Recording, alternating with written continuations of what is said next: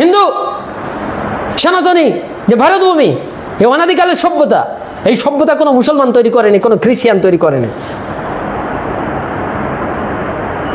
সুতরাং এর পরেও যারা রাজনৈতিক মঞ্চে থেকে রাজনৈতিকতার খেলা করছেন, ভোটের নামে রাজনীতি করছেন, আর এই অনাচার হতে দিচ্ছেন, আর প্রশাসনিক অবস্থা চকলেট চুষছেন, সাবধান, গৃহযুদ্ধ তোমার বাড়ির ভেতরে প্রবেশ করবে। এটা ভেবো না যে তুমি বেঁচে যাবে, কারণ ওয়াকফ বোর্ডের যে সম্পত্তি এখন বর্তমানে দেখা যাচ্ছে তা খুব তাড়াতাড়ি 1995 সাল থেকে, এটা কত বছর হয়েছে, মাত্র 30 বছরের ব্যবধান, একদম সেখানে প্রচুর সম্পত্তি, 8,72,000-এর উপরে সম্পত্তি, শুধু বিশাল ব্যাপার, কিন্তু তার কোনো হিসেব নিকেশ নেই। সেটাই আওতার মধ্যে চলে গেছে। কি হচ্ছে না হচ্ছে এইসব বিষয়ে সংবিধান আইন দেখতে পারবে না। তার মানে তুমি যা ইচ্ছে তাই করে চলে যাবে, আর সেগুলোকে মেনে নেবে একটি দেশ, সুপ্রাচীন ভারতীয় সভ্যতা। এটা কোন জায়গায় লেখা আছে, কোন ইতিহাসে লেখা আছে এই সমস্ত? তারপরেও তো ভারত সরকার এটা মেনে নিয়ে সেটাকে সংশোধন করবার চেষ্টা করেছে, সেটা একটি লিগালাইজ করবার চেষ্টা করেছে। তবে এখানে আমি বলবো না যে এই নিয়মটি বা এই আইনটি বা ওয়াকফ বোর্ডের যে সিদ্ধান্ত, যেটা ভারত সরকার মেনে নিয়েছে, সেটা আমি মেনে নেব। এখন রামকৃষ্ণ মিশন ট্রাস্ট বোর্ড রয়েছে, ভারত সেবাশ্রম ট্রাস্ট বোর্ড রয়েছে, ভারতবর্ষে অনেক বড় বড় হিন্দু সংগঠন রয়েছে যাদের ট্রাস্ট বোর্ড রয়েছে, তাদের নিজস্ব সম্পত্তির উপরে দাঁড়িয়ে আছে, কিন্তু তারা যদি অনাচার সৃষ্টি করে সেটা মেনে নিতে হবে। তারা যদি কালকে ধর্ষণ করতে শুরু করে মেনে নিতে হবে, তারা যদি কালকে গাড়ি পুড়িয়ে দেয় মেনে নিতে হবে, কালকে যদি জনগণকে হত্যা করে, আরেকটি বিরোধী সংগঠনকে তারা হত্যা করতে শুরু করে, ভাঙচুর করতে শুরু করে, তাহলে রামকৃষ্ণ মিশন, অমুক মিশন, বট মিশনকে মেনে নেব? কখনো মেনে নেওয়া যায় না। যদি আজকের কোনো হিন্দু সনাতন সংগঠনের যদি প্রতিষ্ঠান আইনকে অমান্য করে, সেটাকে মেনে নেব? কখনোই নয়। সবকিছুর ঊর্ধ্বে কিন্তু মানব ধর্ম, সবকিছুর ঊর্ধ্বে একটি দেশের সার্বভৌম রাষ্ট্র হিসেবে সাংবিধানিক যে আইন, সেটাকে মেনে নিতে হবে। এবং এই যে ওই বাবা সাহেব আম্বেদকর বলে সব পাগল হয়ে যাচ্ছে না, আরে আসলে তিনি কি করেছিলেন না করেছিলেন এ নিয়ে অনেক সমালোচনা রয়েছে। সাড়ে সর্বনাশ অনেক আগের থেকে শুরু হয়ে গেছে, ব্রিটিশ আমলের থেকে শুরু হয়ে গেছে। মানে এই দেশের মানুষই সাড়ে সর্বনাশ করে ছাড়ছে। এই শুধু এদেরকে দোষ দিলে হবে না, দোষ আমাদের আভ্যন্তরীণ কিছু ব্যাপারও আছে, তো সেটা আলোচ্য বিষয় না। এখন বিষয় হচ্ছে যে জঙ্গিপুরে যাওয়ার যে চিন্তাভাবনা করেছিলাম, সেই বিষয়ে আমাদের মতো লোকতাই এখন ভীত সন্ত্রস্ত। আমাদের যাওয়ার পরে এবার কি করে দেয়, ছাড়বে আমাদেরকে? আমাদের যে রূপচেহারা, এ তো দেখে তারা সহ্য করতে পারবে না, তাই যারা এই সমস্ত করছেন। একটা গেরুয়া পতাকার খবর, একটা গাড়ি থেকে গেরুয়া পতাকা খুলতে বাধ্য হয়েছে, জয় শ্রীরাম লেখা, গেরুয়া পতাকা লেখা, আর সেখানে আমাদের গায়ের এই গেরুয়া কাপড় খুলতে তো একদম ন্যাংটো করে ছেড়ে দেবে। তারপরে এই দেশে বাস করছি আমরা, প্যালেস্তাইনের পতাকা উঠছে, পতাকা উঠছে, তাহলে এরা কি ভারতীয় নাকি অন্য কিছু? প্রশ্ন তাদের কাছে। আর যারা এদেরকে শেল্টার দিচ্ছে তাদের কাছে প্রশ্ন।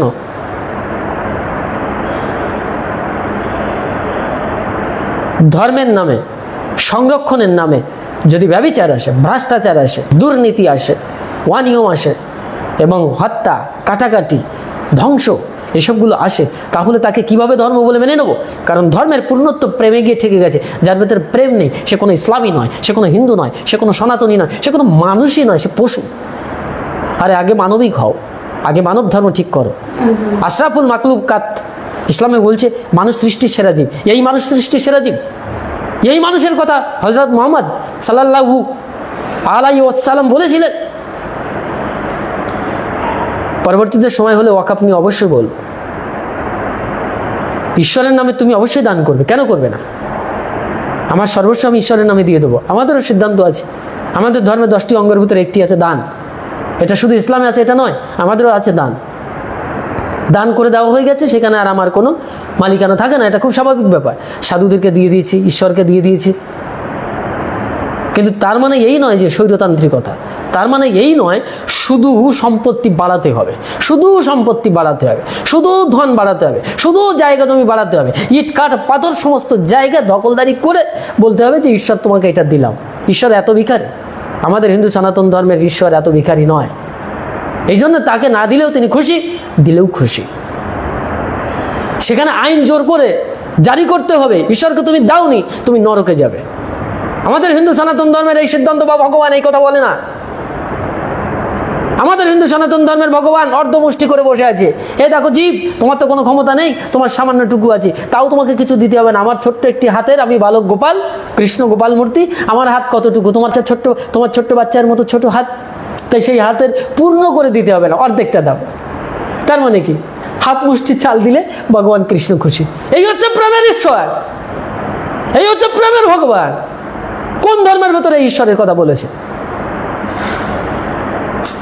কৃষ্ণ চরিত্র অনুধাবন করতে হবে। কৃষ্ণ এমনি ভগবান হয়ে ওঠে না, শুধু বললে হবে না ভগবান নিরাকার। যাকে সাকার মূর্তিতে অনুধাবন করতে পারিনি, নিরাকারে তার কি বুঝবো?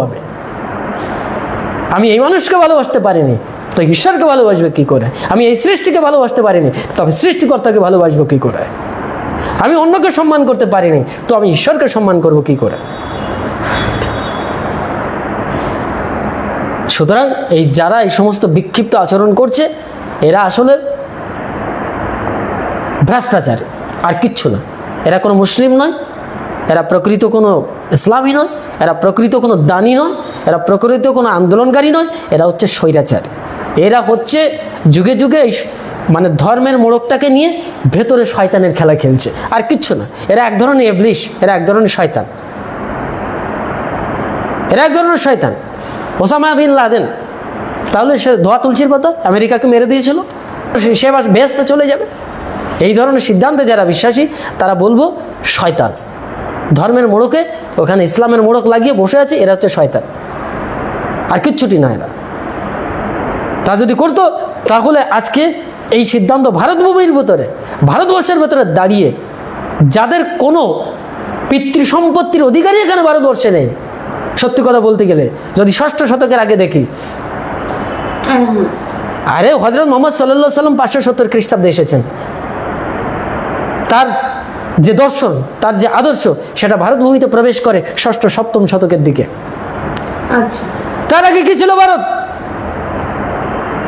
বলছে আমার বাপের সম্পত্তি, আমার বাপের সম্পত্তি কেন্দ্র সরকারকে কেন দেবো? কি করে তোমার বাপের সম্পত্তি হলো? এটা বাপের সম্পত্তি হলো কি করে? 6 শতকের আগে তো তোমার বাপের সম্পত্তি ছিল না। তাই তো। অষ্টাদশ শতাব্দীর আগে তোমার বাপের সম্পত্তি ছিল না। দিল্লির সালতানাতের আগে তোমার বাপের সম্পত্তি ছিল না। হযরত নবীজির জন্ম নেওয়ার আগে তোমার এই ভারতবর্ষে তোমার বাপের সম্পত্তি ছিল না। কি করে তুমি বললে এটা বাপের সম্পত্তি? তোমার ইচ্ছে তুমি যাকে দিয়ে দেবে? এটা ভারতীয় বৈদিক সিদ্ধান্তের জায়গা, ভারতবর্ষ, ভারত ভূমি, ভরত রাজার ভূমি এটা। সুতরাং হিসেব করে চলতে হবে। পরিষ্কার বাংলা সাচ্চা কথা, এটা সেকুলারিজম প্রতিষ্ঠিত দেশ, যেখানে ধর্ম নিরপেক্ষতা রয়েছে। ধর্ম নিরপেক্ষতা হিন্দুরা মানে, এই জন্য এখনও এই ভারতবর্ষে হিন্দু, মুসলিম, বৌদ্ধ, খ্রিস্টান একসাথে বাস করছে, জৈন, বিভিন্ন শিখ, পার্সি সবাই বাস করছে। এবং সবথেকে মজার ব্যাপার বা দুঃখজনক ব্যাপার বা আশ্চর্যের বিষয়, সেটা হচ্ছে যে ভারতীয় রেল এবং প্রশাসনিক যে ডিপার্টমেন্ট, এদের সম্পত্তি হচ্ছে ঊর্ধ্বে সবথেকে বেশি। 3য়তম অবস্থানে রয়েছে এই ওয়াকফ বোর্ড। এর মাঝখানে কিন্তু আবার গির্জার প্রতিষ্ঠান রয়েছে খ্রিস্টানদের, তাদেরও সম্পত্তি রয়েছে, কিন্তু তাদেরও ট্রাস্ট রয়েছে এই ভারতবর্ষে। কেন তাদেরকে দেওয়া হয়েছে? ভারতের ভূমি, ভারত জমি তাদেরকে কেন দেওয়া হবে? কিন্তু দিয়েছে, ভালোবেসে দিয়েছে তো। তাহলে সেখানে তো কোনো স্বার্থান্বেষিতা নেই। যদি থাকতো তাহলে তোমার নামে তো আমি এই প্রতিষ্ঠান দিতাম না, এই জায়গা আমি দিয়ে দিতাম না। যা ভারতের তা তোমাকে দেবো কেন? কোন কারণে দেবো?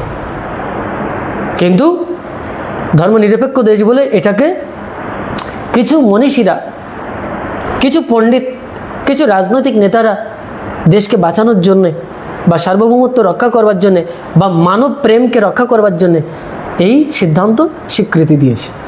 ধর্মনিরপেক্ষতা, যে কোনো ভেদাভেদ নয়, আমরা সবাই ভাই ভাই। তুমি কি তা ভাবতে পারছো?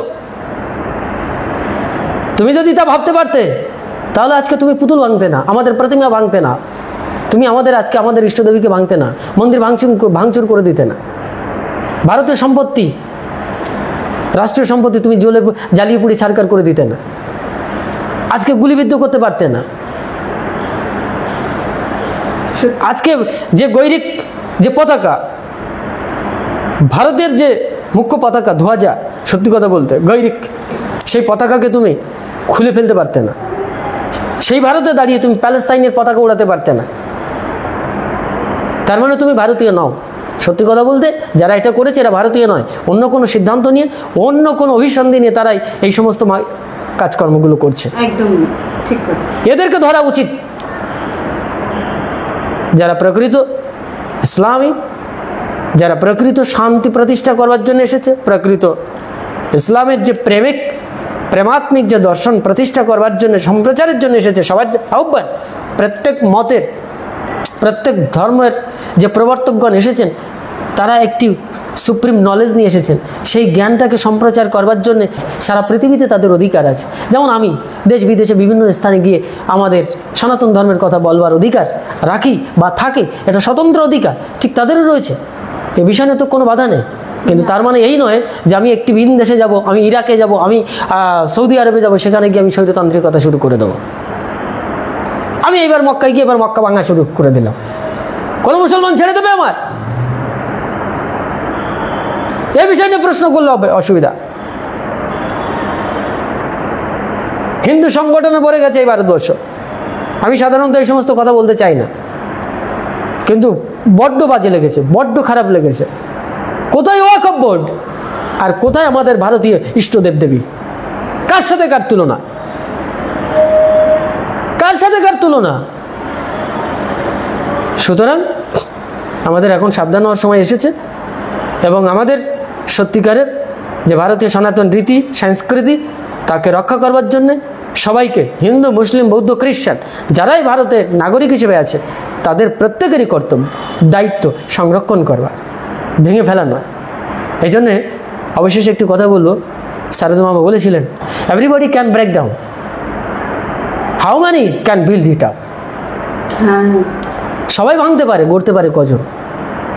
আমরা ভাঙবার কথা বলি না, আমরা গড়বার কথাই বলি।